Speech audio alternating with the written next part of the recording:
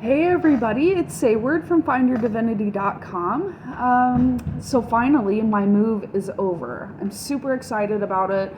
I do have the altar space set back up. I'm hoping to do some painting, but you know how it is. I just moved in. So to begin with, today I have some readings that I need to do, and because I've changed my space, and because there was so much movement that went on, my cards are in need of cleansing. I thought that I'd share that with you. I had some questions from a younger person a couple days ago about just like, how do you do magic? So I thought that I'd start working again on a little beginner series I had started a couple years ago and it kind of fell away. Tarot cleansing. I have my cards, obviously, but then this. So this, if you can see, this is not sage. This is actually mugwort. So what this is it has a very it has the ability to kind of change consciousness. Now it's not like weed, you're not going to get high on it or anything, but it can change your perceptions. This is one of the diviner's herbs. So I like to use this smoke to cleanse my cards because it happens to have that divinatory property to it. So I wanted to show you how I do this because there are a lot of different ways that people will cleanse their cards. And for me, I like to do things just as easily as possible because I really want to be focusing on the energy and not so much on the physical how-to application. So, have my cauldron here, got my wormwood here, I take my cards, I'm going to kind of scoot this closer to me so it's easier. Okay, alright, I got the smoke going. And I like to have a lot of smoke. If you're using incense or a different kind of herb and it's really not smoking that much, that's okay. I just prefer to blow some clouds. So I get it going here. Oh, it smells so good. It's already starting to change my perceptions. Okay, feeling a lot calmer now. I get it going, and then once I have a good plume of smoke coming up here, hopefully you can see that, I take my cards, I ground myself so my feet are barefoot and I'm got them directly placed on the ground. My body position is in this line.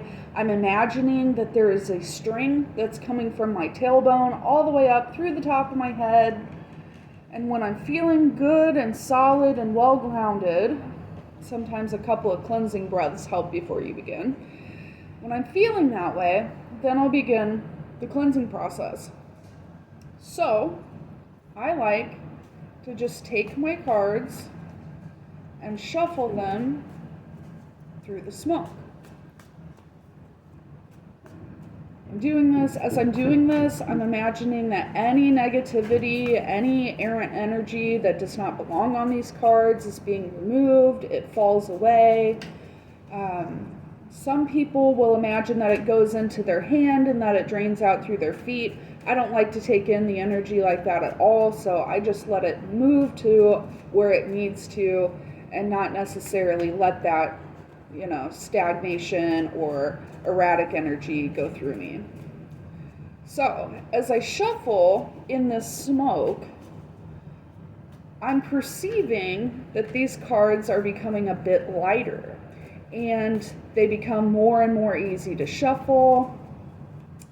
Occasionally, we will see that a card will fall out of the deck. If it does while you're doing that, while cleansing, you can take a look at it, but understand that right now we're kind of just moving the energy around, so it's not necessarily a message for you.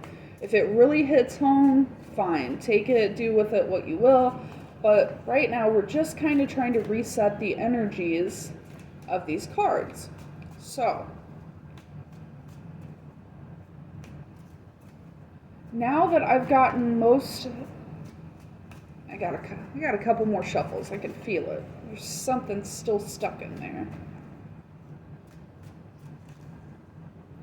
Once I've got a couple, there we go. That's better. See, so I could take these and I could read these, but honestly what it's talking to me about is removing energy. So, talking about getting out from the things that bind you. Which is a good sign. You know, you can take it that way. It's a good sign.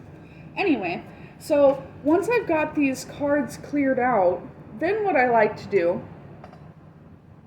is to put the energy back into them, okay? So I will hold these in my hand, and now I'm going to imagine that there is energy flowing, again, from my tailbone, from my root chakra there, all the way up, and I'm going to try to start feeling a warmth in my heart chakra. Once I do this, there it is.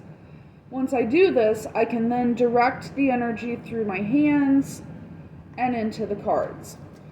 I'm imagining a color. It doesn't matter what color, what energy, if you want to do a white light, golden light, blue, pink, gold, doesn't matter. See? It doesn't matter. But once you start putting the energy back into these cards, you're going to be like, it's just a better space to read from, right? Because we cleansed out the energy with the smoke over here, and now we're working to put the energy back in so that we can continue to connect with our cards. So we'll do a couple shuffles, and we're imagining again that that energy is going right on through into them, okay? And as you do this, the first few shuffles are generally a little bit more sluggish, but as you do this more and more, the cards become more and more easy to shuffle. Any blocked pairings, like you may have seen that there was a grouping, anything like that, we just want to kind of give it the chance to break up and to get that energy flowing through them. Okay. Keep going. Again, you could pick up these cards if you wanted to and try to read them, but I really wouldn't recommend it right now because we're just pushing energy in. So messages may come out. It may be that these aren't even messages that you need. It may be that the deck needs to rearrange itself, and so that's where we're going. So you just do this again and again, focusing on putting that energy in there.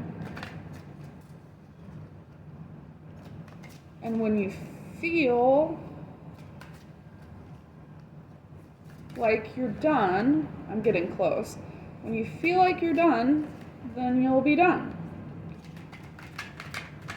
Yeah, these cards are moving much easier now. Also, I feel as though the deck has gotten larger. So it's very much a perception thing. This is why using an herb that can change your perception, that can help tone you into divination practices is helpful. And it's why I prefer to use mugwort or wormwood.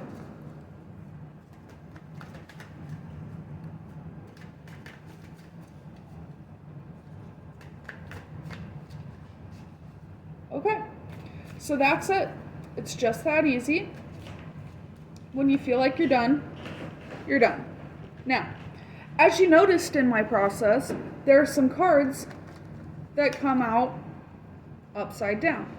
The next part of what I do with this, and it's optional, some people don't worry about this, but I just like to keep things kind of more in order, is I will go through the deck, and any of the ones that are upside down,